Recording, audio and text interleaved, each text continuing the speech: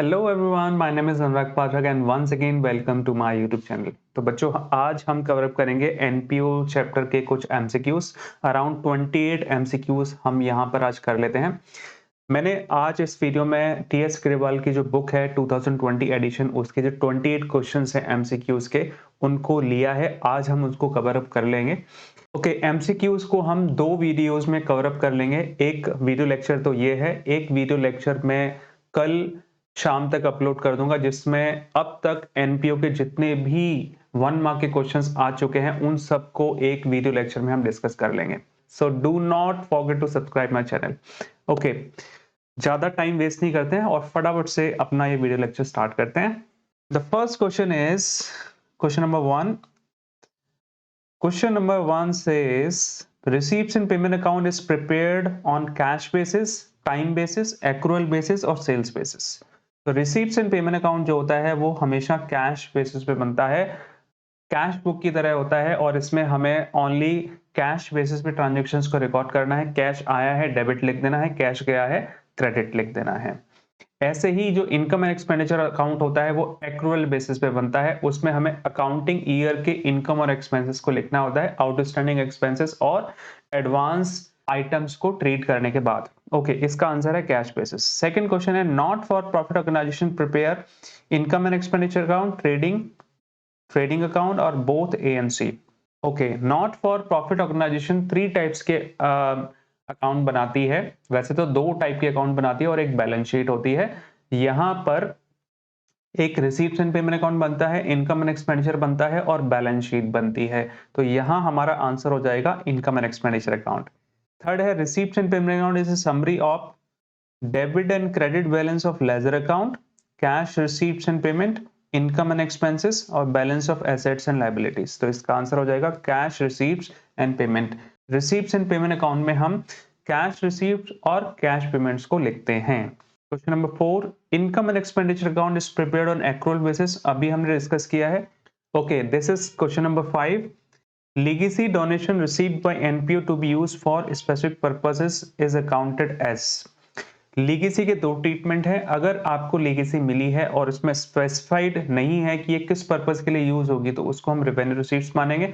और अगर उसमें स्पेसिफाइड है ये किस पर्पस के लिए यूज होगी, तो वो होगा कैपिटल रिसीट्स। तो स्पेसिफिक पर्पस के लिए, फॉर एग्जांपल किसी ने बिल्डिंग को बनाने के लिए लीगेसी दी है, तो वो कैपिटल रिसीट्स मानी जाएगी। तो इसका आंसर हो जाएगा कैपिटल रिसीट्स। थोड़ा सा डिस्कस कर लेते हैं कि लीगेसी क्या होती है, अगर आपको नहीं पता है तो। लीगेसी का मीनिंग ये है, फॉर एग्जाम्पल एक इंडिविजुअल है और उसने एक अपनी विल लिख दी है, यानी कि वसीयत लिख दी है कि मेरी डेथ के बाद मेरी सारी की सारी संपत्ति इस ऑर्गेनाइजेशन को चली जाए। इसी को ही लीगेसी बोला जाता है। अब लीगेसी के 2 ट्रीटमेंट है। अगर लीगेसी आपको मिली है, यानी कि किसी एनपीओ ऑर्गेनाइजेशन को मिली है और उसमें कोई पर्पस नहीं है, कोई स्पेसिफिक पर्पस नहीं है कि किस चीज के लिए लीगेसी को यूज किया जाएगा, तो वो रेवेन्यू रिसीट्स मानी जाएगी। और अगर डोनर ने, जिसने डोनेशन दिया है, उसने कोई स्पेसिफिक पर्पस लिखा हुआ है, तो वो मानी जाएगी कैपिटल रिसीट्स। तो यहां पर स्पेसिफिक पर्पस दिया हुआ है तो उसको माना जाएगा कैपिटल रिसीट्स। क्वेश्चन नंबर 6 कह रहा है life membership fees received by NPO is accounted as. हमेशा इसको कैपिटल रिसीट्स ही माना जाता है। एलएमएफ, लाइफ मेंबरशिप फीस, यानी कि आप किसी ऑर्गेनाइजेशन के मेंबर्स बन रहे हैं और आपने लाइफ मेंबरशिप फीस दे दी है, और एक बहुत बड़ा ह्यूज अमाउंट होगा और नॉन रिकरिंग नेचर का होगा, तो इसलिए इसको कैपिटल रिसीट्स माना जाता है। ओके, एक और कंसेप्ट मैं यहाँ पे डिस्कस आपसे कर लेता हूँ कि what is revenue receipts and capital receipts. जो रेवेन्यू रिसीट्स होती हैं वो रेगुलर नेचर की होती हैं और थोड़ा अमाउंट उनका कम होता है। जो कैपिटल रिसीप्ट्स होती हैं वो नॉन रिकरिंग नेचर की होती हैं और इनका जो अमाउंट होता है वो ह्यूज अमाउंट होता है, बड़ा अमाउंट होता है। तो लाइफ मेंबरशिप फीस आप 1 टाइम देंगे और एक बड़ा अमाउंट होगा, इसलिए इसको कैपिटल रिसीप्ट्स माना गया है। क्वेश्चन नंबर 7 एक प्रैक्टिकल क्वेश्चन है, तो इसको सॉल्व कर लेते हैं। Salaries paid during the year. Okay, कितना हमने कैश में पे किया? 36,000। कौन सा ईयर चल रहा है? 2019-20। Salary paid in advance at the end of the previous year ₹54,000, यानी कि लास्ट ईयर आपने कुछ अमाउंट पे किया था 54,000 जो कि एडवांस था, और ये एडवांस होगा इस ईयर का। तो हम इनकम एंड एक्सपेंडिचर अकाउंट में कितनी सैलरी लिखेंगे, तो इसका आंसर हो जाएगा 36,000 और 54,000 को हम टोटल कर लेंगे क्योंकि लास्ट ईयर का आउटस्टैंडिंग जो है वो एड अप हो जाता है, तो इसका आंसर हो जाएगा 90,000। Okay, question number 8, title of the account which shows surplus deficit of NPO is income and expenditure account. Cash book से सरप्लस पता नहीं चलता, रिसीट्स एंड पेमेंट से भी सरप्लस और डेफिसिट पता नहीं चलेगा, बैलेंस शीट से तो पता चलता ही नहीं है। ये इनकम एंड एक्सपेंडिचर अकाउंट से सरप्लस और डेफिसिट निकाला जाता है। ओके जी, question number 9, main source of income for a not for profit organisation is rent, salary, sale of assets, donation and subscription. जो मेन सोर्स होता है वो सब्सक्रिप्शंस और डोनेशंस ही होती हैं। इसके बारे में, सब्सक्रिप्शन के बारे में एक डिटेल मैंने लेक्चर बनाया हुआ है, आप उसको एक बार देख लें तो सब्सक्रिप्शन के सारे डाउट्स आपको क्लियर हो जाएंगे और लिंक मैंने डिस्क्रिप्शन में दिया हुआ है। Question number 10, identify revenue receipts from the following. Revenue receipts अभी पहले डिस्कस किया था, जिसका नेचर रिकरिंग है और स्मॉल अमाउंट है। डोनेशन फॉर बिल्डिंग, ये ह्यूज अमाउंट होगा और स्पेसिफिक पर्पस है। सब्सक्रिप्शन रेवेन्यू रिसीट्स है, लाइफ मेंबरशिप फीस नहीं है। और legacy, donation for library, legacy कौन सा है, स्पेसिफिक पर्पस है, तो ये तो हो ही नहीं सकता। और ये स्पेसिफिक पर्पस के लिए आपको डोनेशन मिली है, ये भी नहीं होगा। डोनेशन भी दो टाइप की होती है, डोनेशन सिंपल डोनेशन जिसमें कोई स्पेसिफिक पर्पस गिवन नहीं है, और एक ऐसी डोनेशन जिसमें स्पेसिफिक पर्पस गिवन है। तो ये जो डोनेशन मिला है वो स्पेसिफिक पर्पस के लिए है, और स्पेसिफिक पर्पस के लिए आपको कुछ मिला हुआ है तो उसको कैपिटल रिसीट्स माना जाएगा। ओके जी, तो इसका आंसर हो जाएगा subscription. Question number 11, identify capital receipts from the following. अब कैपिटल रिसीट्स पता करनी। Life membership fees capital receipts होती है, रेंट रिसीट्स नहीं होता, एंट्रेंस फीस भी रेवेन्यू रिसीट्स है, स्पोर्ट्स एक्सपेंसेस तो हमारे रेवेन्यू एक्सपेंसेस है, तो इसका आंसर हो जाएगा A. Question number 12, general donation received by NPO is shown in the credit side of income and expenditure account. अभी बताया था जनरल डोनेशन जिसपे कोई स्पेसिफिक पर्पस नहीं है उसको रेवेन्यू रिसीट्स माना जाएगा, तो इनकम एंड एक्सपेंडिचर अकाउंट में क्रेडिट साइड आ जाएगा। ये नहीं होगा, डेबिट साइड में एक्सपेंसेस आते हैं, बैलेंस शीट में नहीं आएगा, एसेट साइड बैलेंस शीट में भी नहीं आएगा। Question number 13, specific donation received by NPO is shown in the. Okay, जो स्पेसिफिक डोनेशन होती हैं, अब आपको बताया था कैपिटल रिसीट्स होती हैं और ये लायबिलिटी साइड लिखी जाती हैं, liability side of the balance sheet. Question number 14, income and expenditure account is a nominal account. Receipts and payment account एक रियल अकाउंट होता है, इनकम एंड एक्सपेंडिचर अकाउंट एक नॉमिनल अकाउंट होता है। Okay,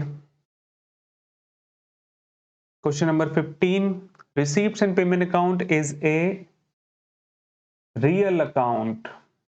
receipts and payment account एक real account होता है क्योंकि ये एसेट अकाउंट है, और इनकम एंड एक्सपेंडिचर अकाउंट एक नॉमिनल अकाउंट होता है क्योंकि उसमें हम इनकम एंड एक्सपेंसेस लिखते हैं। 16 question, identify the item which is not shown under receipts and payment account in case of NPO.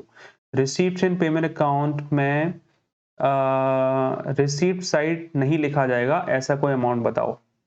Okay ji, depreciation, क्योंकि डेप्रिसिएशन नॉन कैश आइटम है और हम यहाँ पर ओनली ऐसे आइटम लिखेंगे जो कैश वाले हैं, और डेप्रिसिएशन नॉन कैश है तो रिसीप्ट्स एंड पेमेंट अकाउंट में नहीं आएगा, लेकिन इनकम एंड एक्सपेंडिचर में आ जाएगा।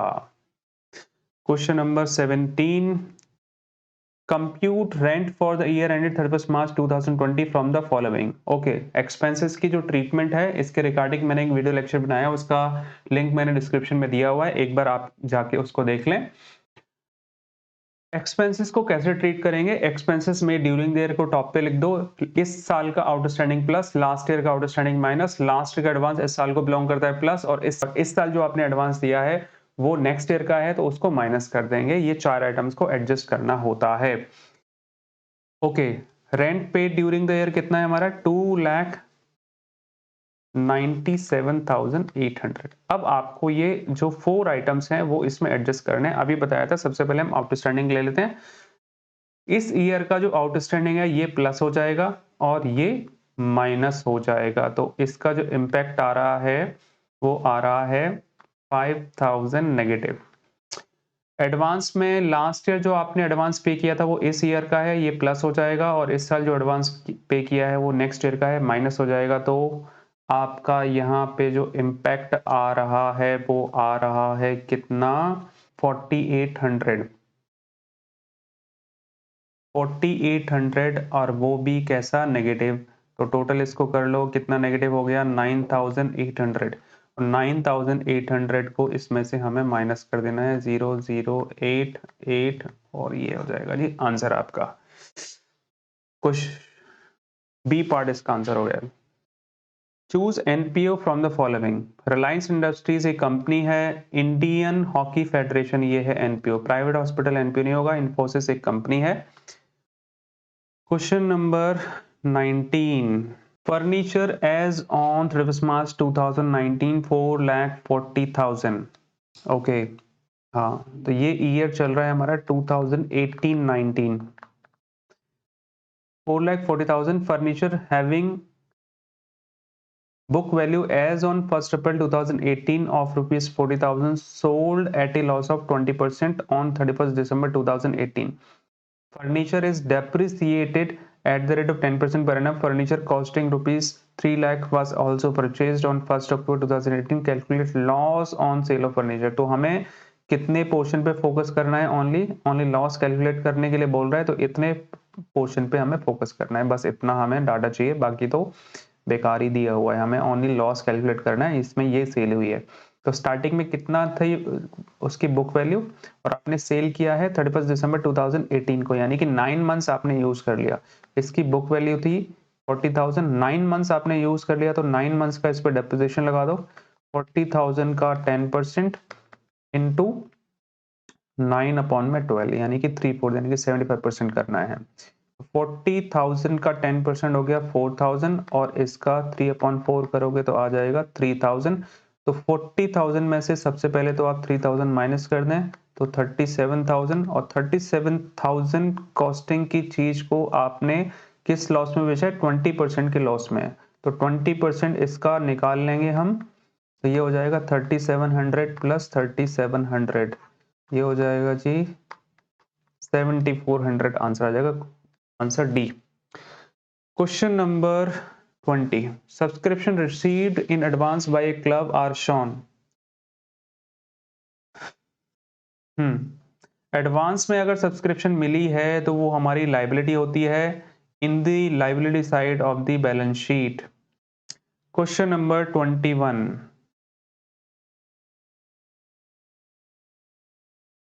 subscription received during the year 1920 1,50,000, outstanding subscription as on 31st March 2019 यानी कि last year rupees 1 lakh. The amount shown as subscription received will be in income and expenditure account, तो इन्होंने लिखा ही नहीं, यानी कि इनकम एंड एक्सपेंडिचर अकाउंट में कितना आएगा, तो 1,50,000 रिसीव हुआ है और लास्ट ईयर की जो आउटस्टैंडिंग थी तो 1 लाख थी, और लास्ट ईयर की आउटस्टैंडिंग को हम माइनस कर देते हैं, कितना आ जाएगा 50,000। ए आंसर हो गया। Question number 22, subscription receive during the year 2019-20 is rupees 1,50,000, subscription rupees 75,000 is still outstanding. किस ईयर का, ये तो गिवन ही नहीं है, तो इस ईयर का ही मान लेंगे इसको हम, तो 1,50,000 प्लस 75,000, तो कितना आंसर आ जाएगा 2,25,000 हमें इनकम एंड एक्सपेंडिचर अकाउंट में दिखाना है, ये भी इसको बताना चाहिए था। क्वेश्चन नंबर 22 का आंसर हो जाएगा सी।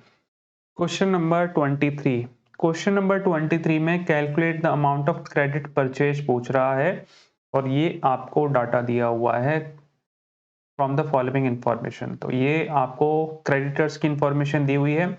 अगर ये थोड़ा कंफ्यूजिंग क्वेश्चन हो सकता है आपके लिए, तो इसके लिए आप मेरा एक वीडियो लेक्चर देख लें, कॉस्ट ऑफ मटेरियल कंज्यूम्ड वाला, जिसमें मैंने क्रेडिटर्स अकाउंट को डिटेल में समझाया हुआ है, वहां पर आपको बेटर आइडिया हो जाएगा कि इसको मैंने कैसे सॉल्व किया है।